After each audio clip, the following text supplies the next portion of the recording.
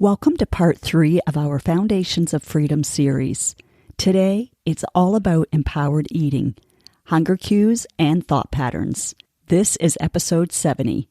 This journey isn't just about what we eat, but how we eat and why. Empowered eating is about tuning into our body's true needs and making mindful choices that support our well-being. Hi, I'm Clarinda, and you are listening to the Feel Light Mind and Body podcast, created for women like you. Women who are experiencing success in so many areas of life, but are struggling with weight loss, stress eating, and decreased energy. Losing weight can feel hard, heavy, and restrictive. That's why every week I will be offering you a different perspective, tips, encouragement, and a unique approach so that you can feel lighter in your mind and body rather than feeling deprived, frustrated, or discouraged. What if you could feel free, yet in control around food for the rest of your life? What if you could enjoy your experience of losing weight and getting healthier? You absolutely can. You're in the right place. Take this time for yourself, and let's dive in. I'll apologize ahead of time if you're noticing a change in my voice. I'm recording this really early in the morning. I'll be away for the next Tuesdays, and I had the first one recorded, but thought I would do the second one while I was there. And then I thought, no, get this done so I can totally relax. Well, relax in a sense. I'm going to a mastermind in Fort Lauderdale and then on to a business training in Miami. So I am excited. I'm also a little nervous. It's out of my comfort zone. And yet that's what we do, right? For growth mindset, we want to expand. I get to speak on stage for a few minutes, and that is both stressful and exciting. And we can hold space for both emotions and still take that action. I love today's topic because empowered eating is about more than choosing salads over fries. It's about understanding the why behind our food choices and responding to our body's genuine needs. The line between eating because you're truly hungry and eating to satisfy an emotional need can be thin, and it's often blurred. Physical hunger is your body's way of signaling that it needs fuel, manifesting in noticeable signs like a rumbling stomach and decreased energy levels. Keep in mind that this episode won't deal with the sugar burning versus the fat burning mode, which does affect some of these signals. Emotional hunger, on the other hand, is driven by feelings, whether it's stress, boredom, celebration, or sadness, leading us to crave specific comfort foods, often high in sugar or fat, providing temporary relief or reward, but not true satisfaction or nourishment. We often confuse the need to eat with emotional cravings. Physical hunger builds gradually and can be satisfied with various foods, leaving us feeling good about our choices. Emotional cravings, on the other hand, are sudden, demand specific comfort foods, and often leave us with feelings of guilt or shame. We dive deeper into this for understanding and strategies in the Feel Light Mind and Body Week 2 and 3 videos. But today, I want to give you a beginning awareness for distinguishing between the two. Our bodies send us signals all the time, but in our busy lives, we might only sometimes listen. Hunger cues like a growling stomach, energy lows, or even irritability can be signs that it's time to refuel. However, if your hunger hormones are out of whack, you won't get clear signals. Therefore, your current pattern might not be intentionally eating for nourishment, but rather out of habit, because it's time, or it's sitting in front of you. And of course, from emotion, as we're all emotional beings. Those are the patterns most of my clients have been experiencing when they first come to me for coaching. Some were thinking there was something wrong with them, because when they heard things like, just listen to your body, it will tell you when to eat and when to stop, they weren't getting that message. So, no, your body won't always give you correct messaging until it's been recalibrated. It can only do that if those hunger hormones are in balance. You may have heard my mom talk about her endless pit of a stomach, or she'd also say, it's like I have a hollow leg as I never feel full. That was back in episode 67 when she shared her journey from being 95 pounds to 210 and now 115. This hunger awareness is often promoted as your first step toward empowered eating, ensuring that when you eat, it's in response to your body's actual needs. But we need to recalibrate your hunger hormones first. That's an encouraging puzzle piece that's been missing for so many clients who said they've tried every program out there, only to regain those pounds after completing it. Now, this can happen after my Feel Light Mind and Body program as well. There are multiple reasons why we revert to our old way of thinking and acting. To learn more about this, I recommend episode 35, How Not to Quit 3 Feet from Gold, where you'll hear me coach Wanda and talk about the power of cognitive dissonance. And also episode 46 would be helpful for you. There's no shame in weight regain. Last week, in part 2 of our series, we talked about the power of quality sleep. I promised I would share a bit about how sleep or lack of sleep affects our hunger hormones. So let's do that now for 2 of the hormones. The hormone leptin is intricately involved in the regulation of appetite, metabolism, and calorie burning. Leptin is a chemical that tells your brain when you're full, when it should start burning calories, and when it should create energy for your body to use. During sleep, leptin levels increase, telling your brain you have plenty of energy for the time being, and there's no need to trigger the feeling of hunger. It's the satiety hormone. When you don't get enough sleep, you end up with too little leptin in your body, which, through a series of steps, makes your brain think you don't have enough energy for your needs. So then, your brain tells you you're hungry all day long, and even through the night if you're awake. It prompts you to eat even though you don't actually need food at that time. The decrease in leptin, brought on by sleep deprivation, can result in a constant feeling of hunger and a general slowdown of your metabolism. Now, does that make sense? The actual details aren't as important to remember, but this takeaway is: your body will prompt you to eat for energy when you don't get enough good quality sleep. You don't need more food. What you need is a nourishment of rest and sleep. Do you ever wonder why you feel hungry an hour after eating a good-sized meal? Well, this could be one of the reasons. Your leptin is out of whack. The other hormone found to be related to sleep and weight is ghrelin. The purpose of ghrelin is the exact opposite of leptin. It tells your brain when you need to eat, when it should stop burning calories, and when it should store energy as fat.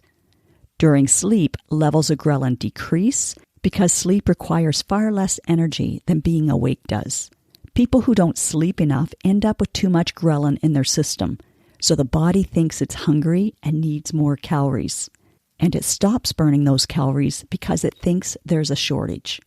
Maybe you've tried doing what you've heard or read somewhere, things like keeping a food journal, noticing your mood and stress level, or only eating when you're hungry. If you've tried this without long-term success, know that it's not your fault. Been there, done that. I remember that frustration. I thought there must be something wrong with me, that I couldn't lose the weight that I wanted to. I wanted to because I was tired of my favorite clothing not looking or feeling good. I remember clearly the pile of clothes on my bed and closet floor as I tried on item after item and couldn't fasten them up even with sucking my gut in. I have a high sensitivity to fabric, so my clothes and waistband need to fit well and feel comfortable no matter what. It was fun and saved time packing for this trip to look at, I need something that I wore in the summer. Grabbing it, putting it on and going, perfect. It fits the same as it did back in July. That is giving more freedom of time and also in my mind. I didn't have to go into mind drama. I simply rolled it up and put it in my suitcase. But here's the thing. Back then, when I was frustrated with the clothes all over the floor, I didn't know why it wasn't working. As a personal trainer, I thought I had to work out harder. That brought some changes, but time-wise it wasn't sustainable. And running just wasn't conducive to my joints anymore when I looked to the future. I worked on orthopedics, and the thought of having surgery sooner rather than later, if even later, was my incentive. But when I discovered this weight certification component through my life coaching certification, I knew it was the missing piece. I've been working with my clients in the Feel Light Mind and Body program on this very thing. For some, resetting their hunger hormones can be done in less than a week. For others, it may take up to 2 weeks. But oh my, it's so worth it because it then makes losing weight easier and faster. And it's how I maintain my weight now without the old drama and diet mentality. Next, let's touch on managing your thought patterns around food. Our thoughts have a powerful impact on our eating habits. The thoughts and beliefs we hold about food significantly influence our eating habits. Negative thought patterns can lead us to stress eat, indulge in effort eating, feel guilty, and make choices that don't align with our health goals. It can feel like a vicious cycle, can it? Since our brains are wired for a negativity bias, we must learn how to manage them. It's totally possible to rewire our thinking to positive, constructive thoughts that support healthy choices and self-compassion. It doesn't happen overnight, and we don't do so in a Pollyanna way. We do it in a realistic, compassionate, and empowered way.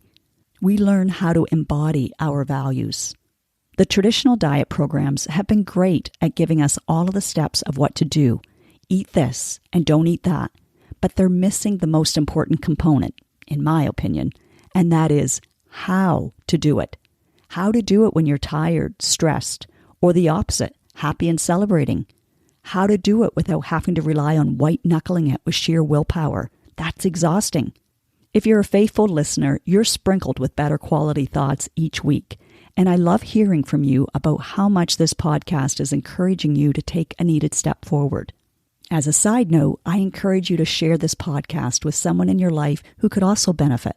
Trust me, that will feel so good. I love it when someone sends me a message and says, I thought of you, or I think you'll like this quote or podcast. It feels great to be thought of, doesn't it? So make someone smile today, as you never know what they're thinking about themselves.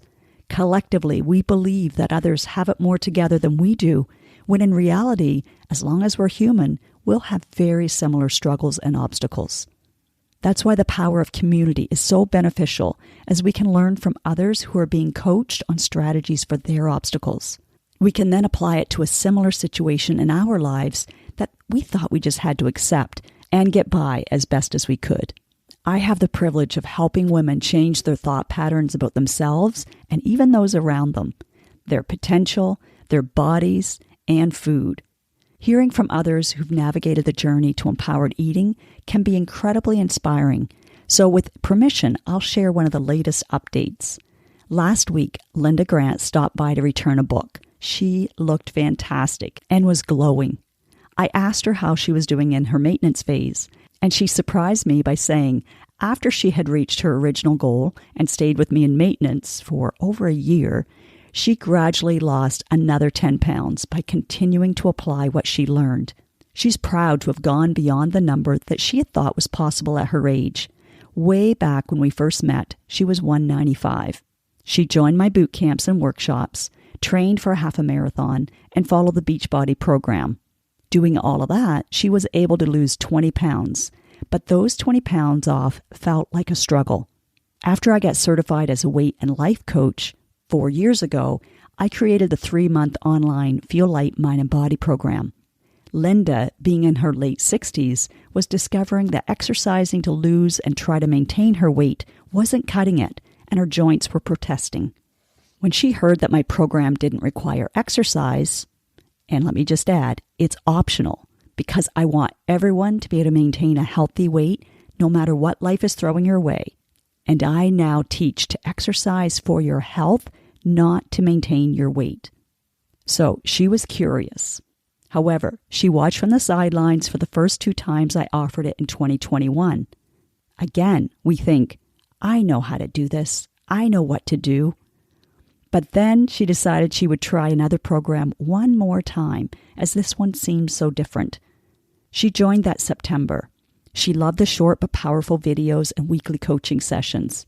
She did the worksheets to integrate what she was learning and lost another 20 pounds, which had felt like a really big goal for her. She did the program twice, and we worked on a lot of her thoughts, including the possibility that no matter how old she was, if she continued with this as her lifestyle, she could lose more if she wanted to. Like I said, she stayed with me for over a year. We were trying to remember when she was here, but without looking it up, we think it was probably closer to 2 years.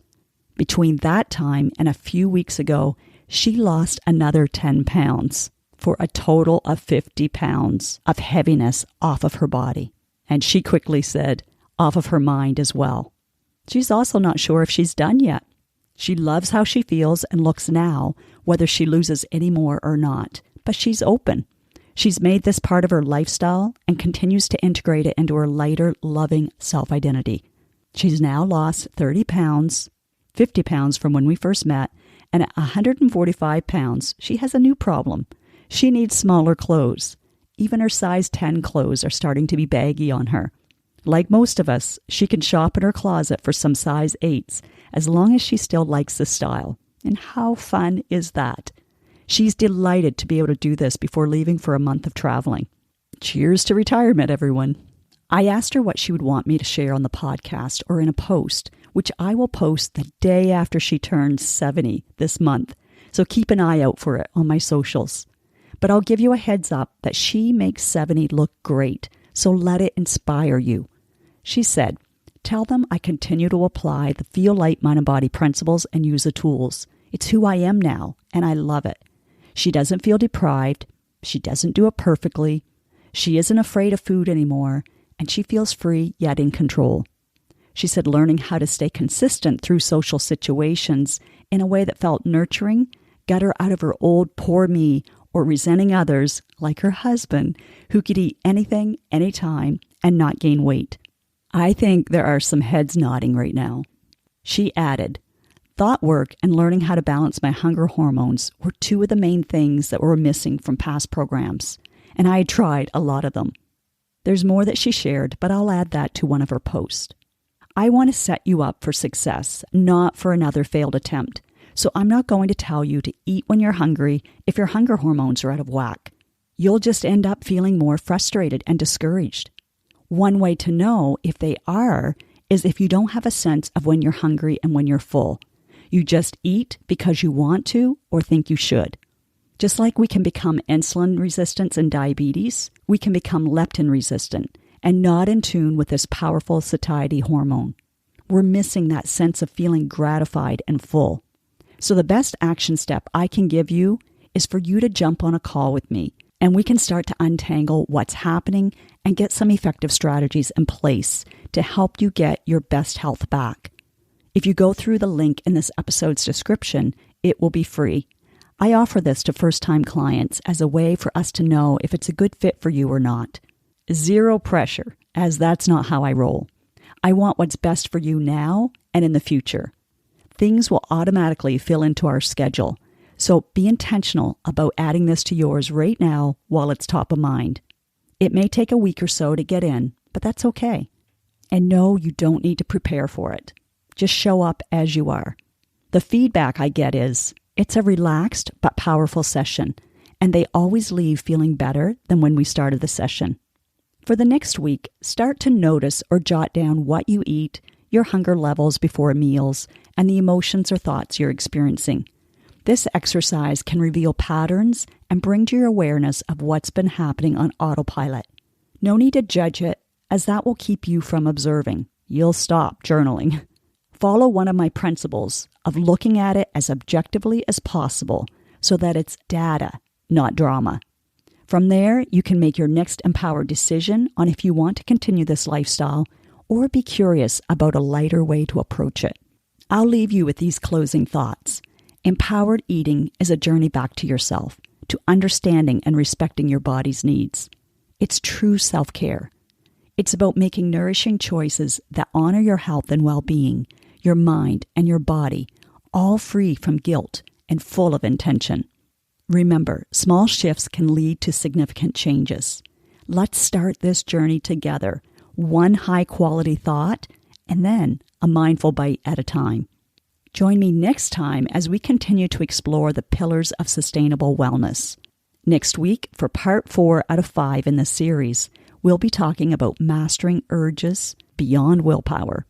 So if this episode has sparked a new perspective, you'll also want to join my spring challenge, 10 Days to More Energy. We begin next Tuesday, the first day of spring, and a private online group. You'll find the link to register in the description. Until then, here's to empowered eating and a healthier, happier you. Thanks for listening. I appreciate you. Now, do yourself the biggest favor.